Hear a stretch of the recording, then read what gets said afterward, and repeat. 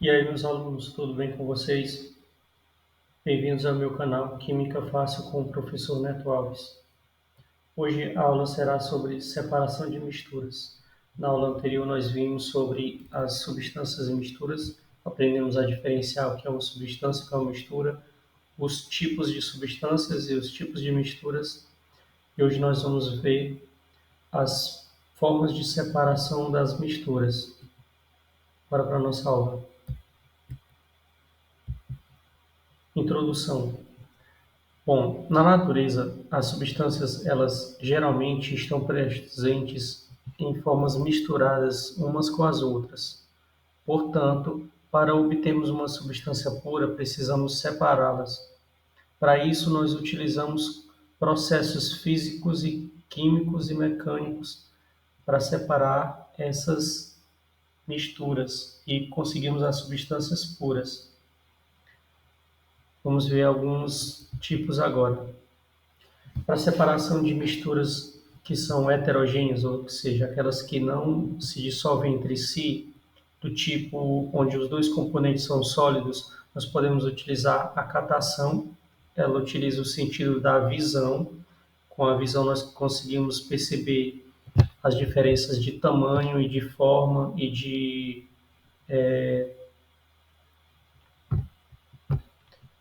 aspecto para a gente separar. É uma separação mecânica, processo bastante rudimentar e que nós utilizamos bastante no nosso dia a dia. Os componentes são partículas distintas que podem ser separados com as mãos ou então uma pinça. Exemplo do nosso dia a dia: catar feijão, feijão estragado, tirar pedra do arroz, etc. Outro processo de separação de misturas heterogêneas do tipo sólido-sólido é a ventilação. Nós utilizamos uma corrente de ar para separar os componentes. Um deles precisa ser bem mais leve para poder ser levado pela corrente de ar, pelo vento. Exemplo: descascar o amendoim. Nós descascamos, depois nós assopramos para tirar a casca e também aquela pelezinha do amendoim. Levigação. Levigação é usada quando os componentes têm diferentes densidades. Uma corrente de água arrasta o componente que é menos denso, ou seja, mais leve. Exemplo: é usado nos garimpos para a gente conseguir o ouro que está junto com a terra, com a areia. No nosso cotidiano nós utilizamos para limpar o feijão, né? Colocamos a água, os caroços que flutuam são os estragados. Também dá para separar o arroz assim. Separação magnética. Separação magnética é aquela onde utilizamos o ímã para atrair um dos componentes que ele necessariamente é atraído pelo campo magnético. Exemplo: separação de ferro e enxofre. Quando passamos o ímã perto, o ferro vai ser atraído e o enxofre não. Peneiração. A gente precisa utilizar uma ferramenta chamada de peneira, que tem buracos, e a peneiração vai separar os componentes pela diferença de tamanhos. Dissolução fracionada. Ela é utilizada quando um dos componentes é solúvel no líquido que a gente vai colocar e o outro não é. Por exemplo, se eu quero separar a areia do sal, eu vou colocar água, o sal vai ser dissolvido pela água, mas a areia não. E aí eu posso depois entornar essa água para separar da areia, e aí depois eu coloco a água para evaporar e assim eu consigo o sal. Então, essa é a dissolução fracionada. Depois nós podemos, depois de colocar o líquido que vai ser utilizado para separar na dissolução fracionada, nós podemos depois filtrar essa solução ou então evaporar o solvente. Flotação. O que é flotação? Separa componentes com densidades muito diferentes. Assim, é usado um líquido que não dissolve qualquer um dos componentes e possua uma densidade intermediária. Por exemplo, separar o óleo da areia. Quando a gente separa o óleo da areia pela flotação, a gente coloca água A areia fica embaixo por ser mais densa e o óleo fica em cima por ser menos denso e a água fica no meio.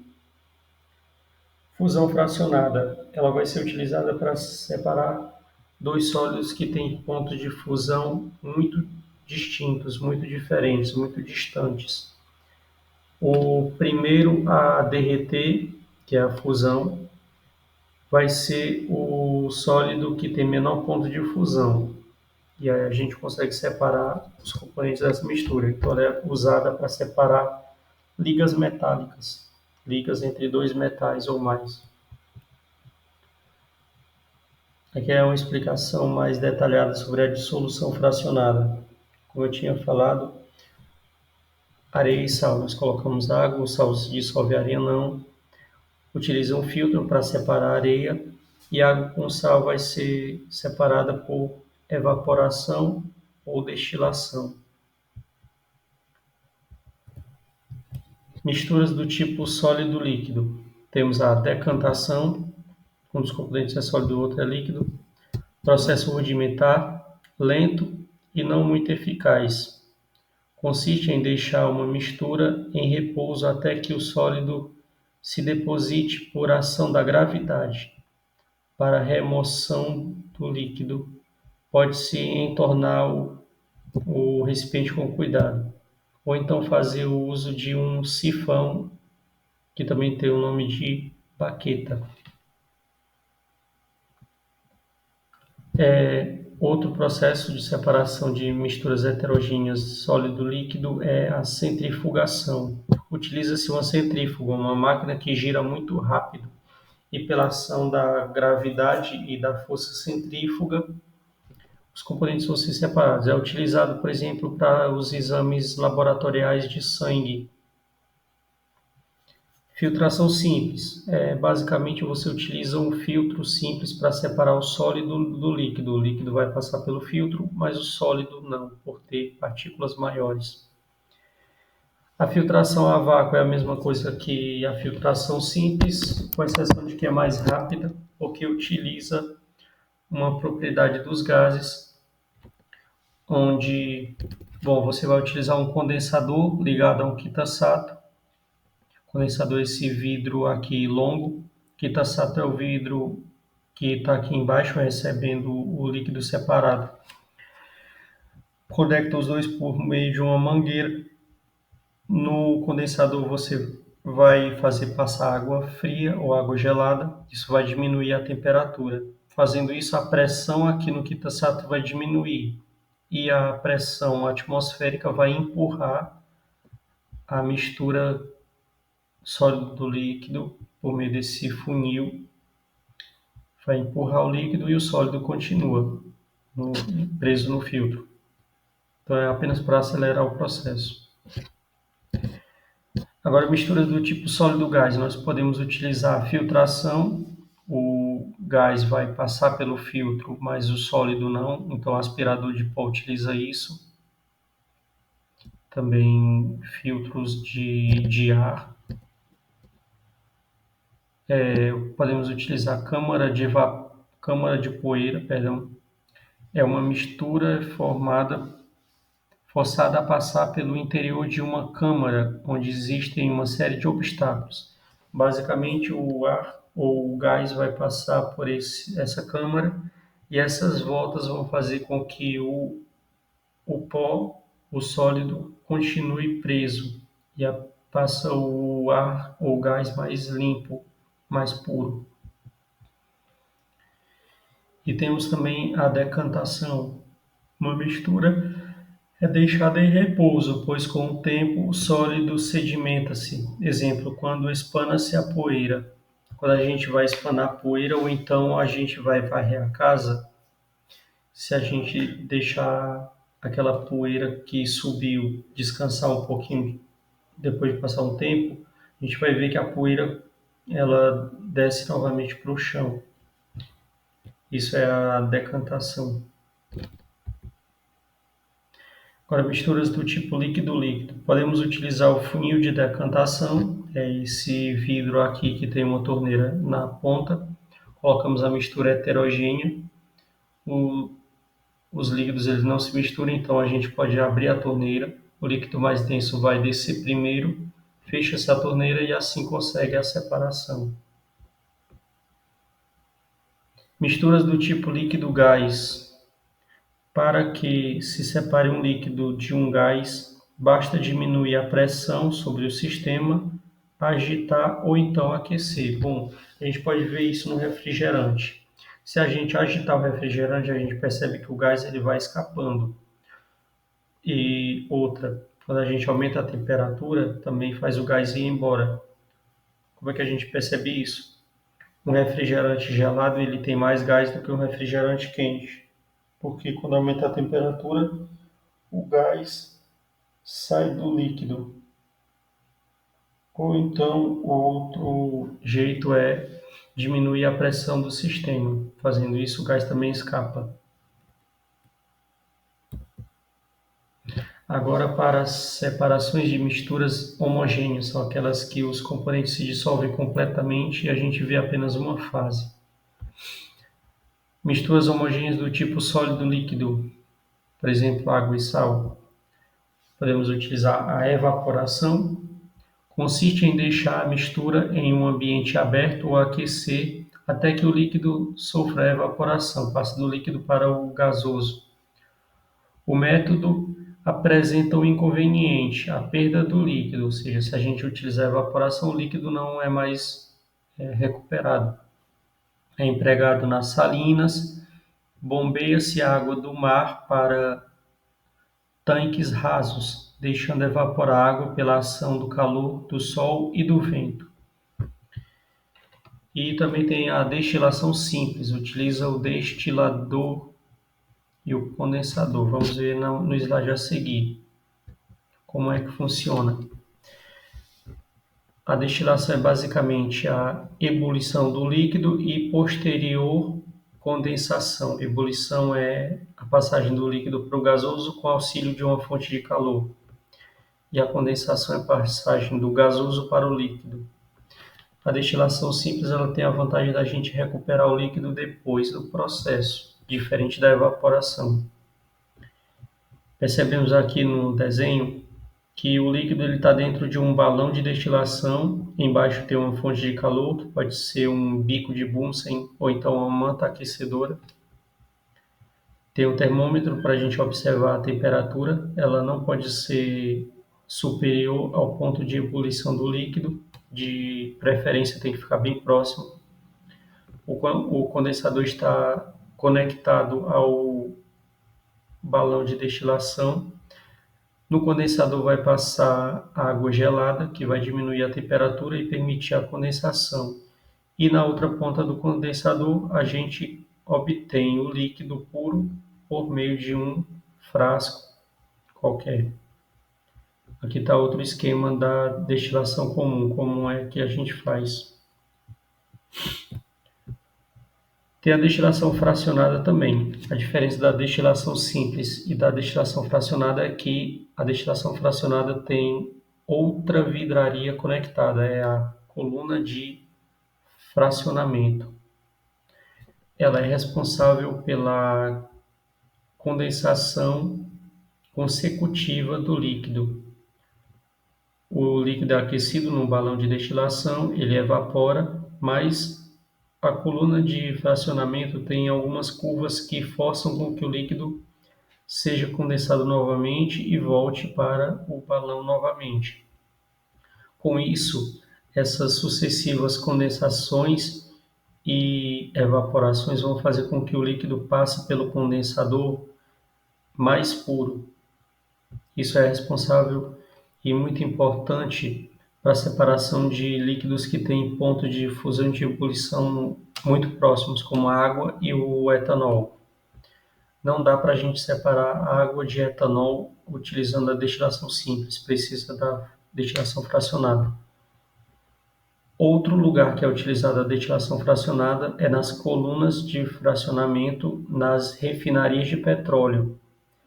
Nessas colunas de fracionamento nas refinarias de petróleo, o petróleo entra, é aquecido e nas colunas ele é separado nos seus componentes.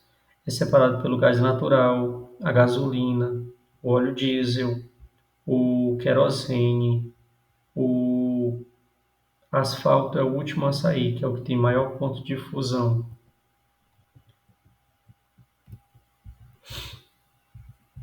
E misturas do tipo gás-gás. Por exemplo, o ar, a gente sabe que ele é composto por vários gases. Temos nitrogênio, oxigênio, gás carbônico, gases nobres. Então, como é que a gente separa os componentes do ar? Primeiro de tudo, a gente precisa baixar a temperatura até o ponto em que ele se torna líquido. Os componentes vão se tornando líquidos, passa de gás para líquido. Isso se chama liquefação ou condensação, como a gente viu. E aí, o primeiro gás a se tornar líquido vai ser o que tem o maior ponto de fusão. Depois os outros vão seguindo. Então, utilizando a liquefação e destilação fracionada, a gente consegue separar dois gases. Como é que faz isso? Aqui está o esquema. Entra o ar, baixa a temperatura até -200. Já que os componentes do ar eles têm pontos de ebulição diferentes, eles vão se tornar líquidos em estágios diferentes. Primeiramente temos o gás nitrogênio, ele vai entrar em estado líquido a -196. Temos o gás argônio, -186, 10 graus a mais, né? E o oxigênio é o que primeiro passa a ser líquido. Ele entra em ebulição, ou seja, se torna gás a -183. Então, se a gente baixar a temperatura mais do que isso, ele se torna líquido e a gente pode separar. Essas plaquinhas que nós estamos vendo aqui no desenho são placas perfuradas que permitem a ascensão, ou seja, a subida dos gases e a queda dos líquidos. Vamos exercitar um pouco. Primeira questão. Até que esteja própria para o consumo, a água é submetida a vários processos de tratamento. Após a captação, a primeira etapa consiste na adição de uma substância química denominada sulfato de alumínio. O esquema a seguir representa a ação desse composto sobre as impurezas presentes na água. Então, aqui a gente tem a água com as impurezas, adiciona sulfato de alumínio. Essas sujeiras elas vão se aglomerando, se aglutinando, formando blocos e vão acabar ficando no fundo do recipiente. Nesse esquema, os processos verificados nos recipientes 2 e 3 são denominados respectivamente o quê? Filtração e flotação, decantação e filtração, floculação e decantação, flotação e sedimentação ou filtração e floculação. Vou dar um tempinho para você responder. Pause o vídeo, pense e vamos com a nossa resposta.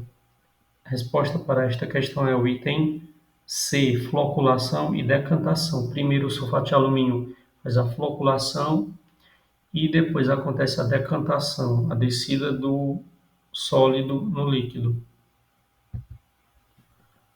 Segunda questão, da FUVEST. Uma determinada quantidade de metano é colocada para reagir com cloro em excesso a 400 graus Celsius, gerando ácido clorídrico, cloreto de hidrogênio, e os compostos organoclorados CH3Cl, CHCl3 e CCl4. É o clorometano, triclorometano e tetraclorometano, cujas propriedades são mostradas na tabela. A mistura obtida ao final das reações químicas é então resfriada a 25 graus Celsius e o líquido, formado por uma única fase e sem cloreto de hidrogênio é coletado. Aqui temos uma tabela mostrando os compostos, seus pontos de fusão e de ebulição. Depois a solubilidade em água e a densidade. Vamos para a pergunta da questão. A melhor técnica de separação dos organoclorados presentes na fase líquida e o primeiro composto a ser separado por essa técnica são: pergunta a melhor técnica e o primeiro composto a ser obtido. Vamos lá. A técnica ideal é a decantação, é a destilação fracionada, cristalização, destilação fracionada ou decantação. E o primeiro componente a ser formado, de acordo com a temperatura aqui, vai ser qual? Pause o vídeo e venha com a resposta. Como a gente pode ver na tabela, o composto que é o menos solúvel em água a 25 graus Celsius é o tetraclorometano, CCl4. E já que eles têm solubilidade muito baixa na água, então o ideal é utilizar a decantação. A resposta desta questão é o item E, decantação, CCl4. Terceira, em países onde as reservas de água doce são escassas, principalmente nos insulares, são comuns as estações de dessalinização da água do mar. Esse processo consiste na utilização de vapor d'água de alta temperatura para fazer a água salgada entrar em ebulição. Posteriormente, o vapor passa por vários estágios, em que é liquefeito e depois vaporizado, garantindo um grau de pureza elevado do produto final. O processo de separação de mistura que podemos identificar no processo descrito é o de filtração, destilação, centrifugação, osmose reversa ou decantação. É o processo de destilação, condensação e ebulição e posterior condensação.